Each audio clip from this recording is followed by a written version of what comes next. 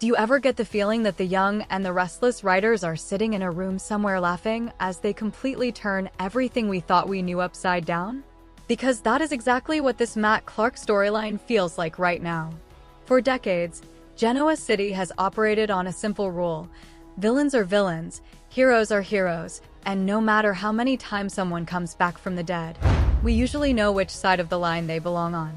But suddenly the show is asking viewers to look at one of the darkest figures in its history through a completely different lens, and honestly, it is creating one of the most fascinating moral debates the series has had in years. The entire Shadow Room experiment was already controversial before it even happened. Recreating the environment connected to so much trauma seemed reckless, dangerous, and almost cruel. Yet Noah Newman believed it was the only way to force the truth out of Matt. What nobody expected was that the truth would completely destroy Matt himself. Instead of watching a villain reclaim his identity and plot revenge, viewers watched a broken man crumble under the weight of his own memories. The image of Matt collapsing under the flood of recollections wasn't the triumphant moment the Newmans expected. It felt disturbing, tragic, and surprisingly human. For the first time, the audience wasn't just seeing Matt Clark the villain. They were seeing a man horrified by who he used to be. That is what makes this story so compelling. Matt didn't simply remember crimes he committed. He remembered becoming the kind of person he never wanted to believe existed. Imagine waking up every day believing you are someone decent, someone capable of kindness and redemption, only to suddenly discover that your past self inflicted unimaginable pain on countless people. How do you process that? How do you reconcile the person you've become with the monster you once were? The writers are exploring something deeper than a typical redemption story. This isn't about earning forgiveness. This is about surviving self-awareness. Every tear Matt sheds seems to come from a place of genuine horror. Every apology feels less like manipulation and more like a desperate attempt to understand how he became the person he now despises. Whether viewers believe him or not is another question entirely. The brilliance of the storyline is that it leaves room for doubt. Every time Matt appears sincere, there is still a voice in the back of your head wondering if this is all an act. After all, villains survive because they are clever. What if this breakdown is simply another performance? What if the tears are calculated? What if the guilt is fake?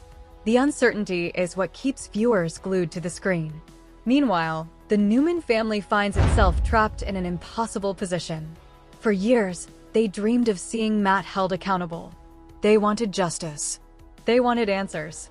They wanted closure. Yet now that they have forced those answers out into the open, they are confronted with something they never expected: pity. Some family members want punishment. Others see a shattered human being who barely resembles the man they hated. The emotional conflict creates tension in every scene because nobody really knows what the right answer is anymore. Prison seems logical, but does prison help someone who is already psychologically destroyed? Therapy seems compassionate, but does therapy excuse decades of suffering? Every option feels flawed. And then there is Victor Newman. If there is one person in Genoa City who never allows emotions to cloud his judgment, it is Victor. While everyone else debates morality, Victor is studying strategy. He sees opportunities where others see problems. He sees leverage where others see weakness. The possibility of Victor keeping Matt close is both intriguing and terrifying because Victor has always believed he can control situations that nobody else can. He trusts his instincts more than anyone else's advice. Yet that confidence has often led him into dangerous territory. If Matt truly is unstable, bringing him into the Newman orbit could have catastrophic consequences. Victor may believe he is managing a broken man, but what if he is actually nurturing a threat he doesn't fully understand? That possibility adds an entirely different layer of suspense to the storyline. At the same time, another dramatic transformation is happening with Nick Newman. For years, Nick has been positioned as the more compassionate Newman brother. He was the one viewers often rooted for when Victor's ruthless behavior crossed the line. Yet recently, Nick seems to be losing pieces of himself. His treatment of Phyllis has shocked many longtime fans because it feels cold, calculated, and strangely cruel. The woman literally helped save his life, and instead of gratitude, she receives threats. Instead of appreciation, she receives accusations. It creates a startling role reversal where the character once viewed as morally grounded is suddenly behaving in ways that seem deeply selfish. Addiction has always been a complicated subject in daytime television because it forces characters to confront their worst impulses. Nick's downward spiral appears to be stripping away his empathy and exposing parts of his personality that even he may not recognize. Phyllis, meanwhile, is operating from a place of pure frustration. She has always been a fighter, someone willing to take risks when she believes she is right. But being attacked by the very person she tried to help may push her into dangerous territory. History has shown that Phyllis is at her most unpredictable when she feels betrayed. Cornering her rarely ends well for anyone involved. If Nick believes intimidation will solve his problems, he may be underestimating just how determined Phyllis can become when her back is against the wall. Their conflict feels less like a simple disagreement and more like the beginning of a major war that could spread across Genoa City. What makes Nick's behavior even more fascinating is the contrast with Adam Newman. Traditionally, Adam has occupied the role of the troubled outsider, the brother whose mistakes constantly create chaos. Yet lately, Adam seems surprisingly mature. His reaction to difficult situations has been measured. His support for Sally has revealed vulnerability rather than manipulation. For perhaps the first time in years, Adam appears more emotionally stable than Nick. That reversal challenges long-established perceptions of both characters. It forces viewers to reconsider who these men really are beneath the Newman name. Sally's pregnancy storyline only adds more emotional complexity. The memories of loss, grief, and missed opportunities continue to shape every decision these characters make. Adam's desire to reconnect with the possibility of family feels deeply tied to unresolved pain. He is not simply looking toward the future. He is wrestling with ghosts from the past. That emotional weight gives every conversation additional meaning because nothing exists in isolation. Every relationship in Genoa City is connected to old wounds, old betrayals, and old regrets. Then there is Nikki Newman, whose health concerns are becoming increasingly difficult to ignore. Nikki has always served as the emotional anchor of the family. She absorbs stress, manages crises, and often acts as the bridge between Victor and their children. But even the strongest people have limits. The physical symptoms she is experiencing suggest a woman carrying burdens that may finally be overwhelming her. If her condition worsens, the impact on the Newman family could be enormous. Nikki is often the voice of reason. Without her stabilizing influence, existing tensions could explode. The larger theme connecting all these storylines is identity. Matt is questioning who he really is. Nick is becoming someone viewers barely recognize. Adam is trying to redefine himself. Sally is facing an uncertain future. Nikki is struggling under the weight of responsibility. Everyone in Genoa City seems trapped between who they were and who they want to become. That universal struggle is what makes the drama resonate. Beneath the shocking twists and emotional confrontations lies a simple question: can people truly change? The answer remains unclear. Matt's future is perhaps the biggest mystery of all. If his remorse is genuine, then he represents one of the most ambitious redemption attempts in recent soap history. If it is a manipulation, then he may be orchestrating a scheme more dangerous than anything he has done before. Either possibility creates incredible storytelling potential. Viewers are left analyzing every glance, every apology, and every emotional breakdown for clues. Is this redemption or deception? Healing or manipulation? Truth or performance? As the story continues, the stakes keep rising. The legal battle brewing between Nick and Phyllis threatens to divide alliances. Nikki's health crisis could destabilize the entire Newman family. Adam's emotional journey may lead him down an unexpected path. And Matt's presence remains the wild card capable of changing everything. Every storyline feels connected to a larger narrative about consequences, accountability, and the difficulty of escaping the past. Perhaps that is why this chapter of The Young and the Restless feels so engaging. It is not just about villains, heroes, scandals, or betrayals. It is about people confronting the versions of themselves they wish they could forget. Some are seeking redemption. Some are seeking revenge. Some are simply trying to survive. But in Genoa City, the past never stays buried for long. Eventually, every secret resurfaces, every mistake demands a price, and every character must face the truth about who they really are. Whether Matt Clark is genuinely remorseful or secretly plotting his next move, one thing is certain. The fallout from this memory flood is only beginning, and the shockwaves are about to hit every corner of Genoa City. Do you ever feel like the writers over at The Young and the Restless are trying to play a massive trick on us? Or is something truly twisted happening in Genoa City right now? I mean, we've all seen villains come back from the dead before, but we have never seen a resurrection quite as messy and psychological as this Matt Clark situation. Just think about it for a second.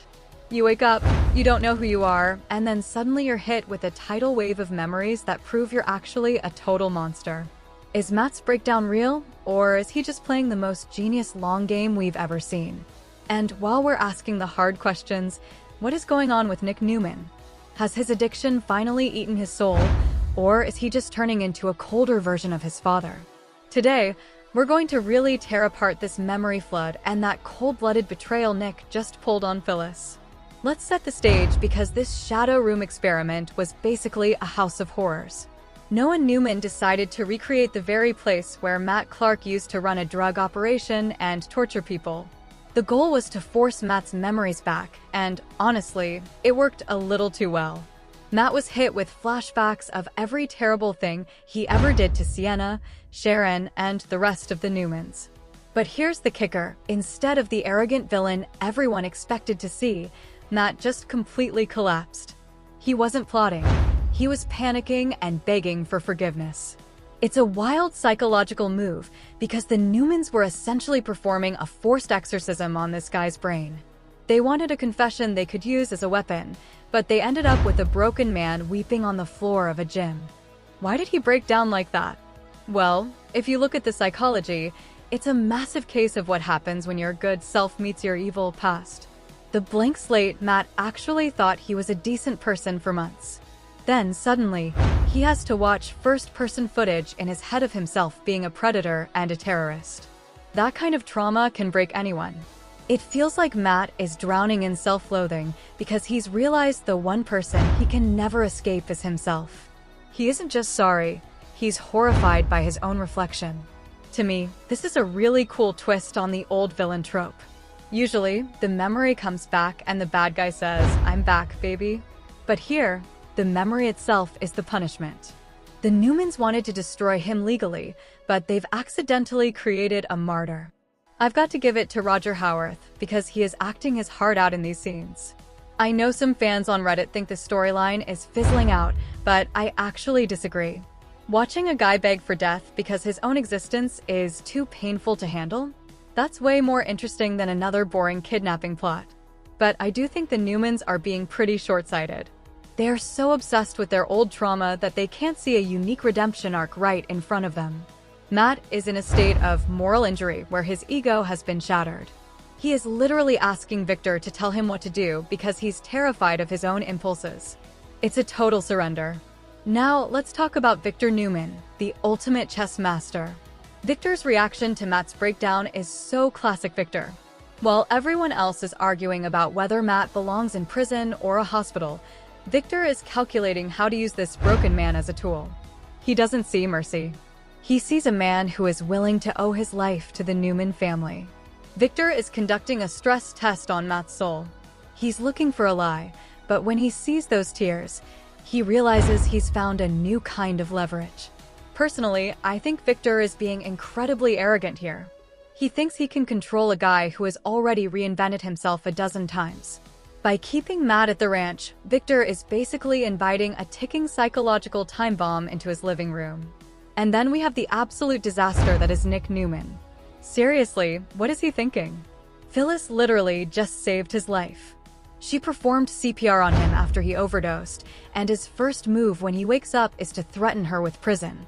He's telling her she's not keeping Newman Enterprises, and that he'll report her for harboring a fugitive. It's so hypocritical because the Newmans are currently harboring that same fugitive at their ranch. Nick's logic is that it's different because he didn't pay for a hotel suite for Matt. That is some serious, rich boy entitlement right there. The funny thing is, Nick is acting more like a villain than Matt is right now. He's using legal threats to bully a woman who cares about him. Head writer Josh Griffith said that Nick hasn't even hit rock bottom yet, which is terrifying. If nearly dying on a bathroom floor isn't rock bottom, what is? Nick is in this addict deflection mode where he's projecting all his guilt onto Phyllis. He can't handle the fact that he messed up, so he has to act like the big, tough Newman who's cleaning up the town. He's becoming the monster he claims to hate. I totally agree with Phyllis's rage here. She risked everything for him, and he's treating her like a criminal. We also have to look at why this is even happening. The writers admitted they are doing this remorseful mad thing specifically to keep Roger Howarth on the show. It's a rebranding of evil. They're testing us to see if we can forget 30 years of rape and murder just because the actor looks sad. Can you really atone for what Matt did to Sharon in 1994 by hitting a punching bag? It's a huge gamble. If Matt saves Nikki during her medical crisis, will that be enough to wipe the slate clean? Speaking of Nikki, those headaches are getting really scary. Victoria is worried it's more than just her MS, and I think she's right. Nikki is carrying the weight of this whole family on her back, and her body is literally screaming under the pressure. Then there's the Adam and Sally situation, which is just heartbreaking. Adam found out about her pregnancy with Billy, and instead of exploding, he was actually decent. It's a total role reversal. The bad brother is being supportive, while the golden boy Nick is out here acting like a tyrant. Adam is clearly struggling with the memory of their daughter Ava, but he's choosing to be there for Sally anyway. But don't get it twisted, he's still Adam. Him asking Chelsea about having another baby feels like a desperate attempt to replace the hole in his heart. It's like everyone in Genoa City is just trying to outrun their past, but the past has a way of catching up. So, where do we go from here? I'm predicting a massive legal war between Nick and Phyllis. Phyllis has her back against the wall, and we all know Red is most dangerous when she's cornered. She's already begging Michael Baldwin to help her, and if Michael says yes, the Newmans are in for a world of hurt. And what about Matt? Is he going to stay this broken puppy forever, or is the old, menacing Matt Clark still in there somewhere? Noah thinks the real Matt is still beneath the surface, and I think he might be right. You can't just delete a lifetime of darkness with one experiment. And there is Sharon, who may ultimately become the emotional center of this storyline. Nobody understands the damage Matt caused better than she does. Her trauma is not something that can simply disappear because someone says they are sorry. Forgiveness and healing are two completely different things. Sharon may acknowledge Matt's remorse while still refusing to let him back into her life. That conflict could create some of the most powerful scenes the show has delivered in years.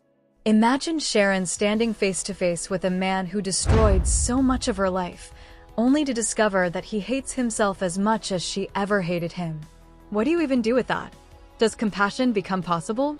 Or does self-preservation demand distance? The emotional complexity extends to Noah as well. He launched the Shadow Room experiment believing he was helping uncover the truth. But what if the consequences are far greater than he anticipated? Noah now has to live with the knowledge that he deliberately triggered a psychological collapse. Even if his intentions were good, he may begin questioning whether he crossed a line. Genoa City characters often convince themselves that the ends justify the means, but eventually they are forced to confront the human cost of their actions. Noah could find himself carrying guilt over what happened to Matt, especially if Matt's condition continues to deteriorate. Meanwhile, Nick's downward spiral continues to raise alarm bells. What makes his behavior so troubling is that it doesn't feel temporary. This isn't a single bad decision or an isolated moment of anger. It feels like a pattern. He is becoming increasingly defensive, increasingly controlling, and increasingly unwilling to take responsibility for his own mistakes. Addiction often creates a cycle where people convince themselves they are acting rationally even when everyone around them can see the damage they are causing. Nick's interactions with Phyllis suggest a man who is desperately trying to maintain the illusion of control. The more vulnerable he feels internally, the harsher he becomes externally. Phyllis, of course, is not the type of person who quietly accepts betrayal. If anything, Nick may have just created his own worst enemy. One of Phyllis's defining traits has always been her resilience. She gets knocked down, but she rarely stays down. In fact, adversity